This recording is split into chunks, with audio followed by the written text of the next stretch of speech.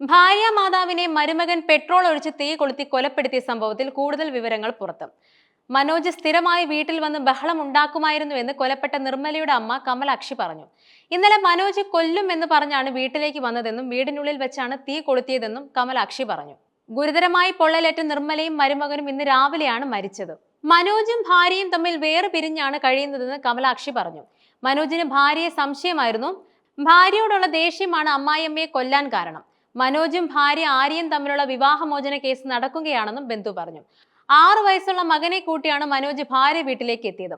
Petrol ഒഴിച്ച് കത്തിച്ചതിന് പിന്നാലെ മകൻ പുറത്തേക്കോടി. മനോജിന്റെ കയ്യിൽ പെട്രോൾ ഉണ്ടെന്ന വിവരം മകൻ നിർമ്മലയോട് പറഞ്ഞിരുന്നു. ആര്യ എറണാകുളത്ത് ജോലിക്ക് പോകുന്നത് മനോജ് എതിർത്തിരുന്നു. നിർമ്മല ഇടപെട്ടാണ് ആര്യയ്ക്ക് ജോലി വാങ്ങിക്കൊടുത്തത്. ഇതിന്റെ ദേഷ്യവും മനോജിനുണ്ടായിരുന്നുവെന്ന് കമലാക്ഷി പ്രതികരിച്ചു. ഇന്നലെ രാത്രിയിലാണ് മനോജ് നിർമ്മലയെ പെട്രോൾ ഒഴിച്ച് തീ കൊളുത്തിയത്. 62 വയസ്സുള്ള നിർമ്മലയും മരുമകൻ മനോജും മരിച്ചു. പൊള്ളലേറ്റ 2 പേരും കോട്ടയം മെഡിക്കൽ കോളേജ് ആശുപത്രിയിൽ ചികിത്സയിലായിരുന്നു.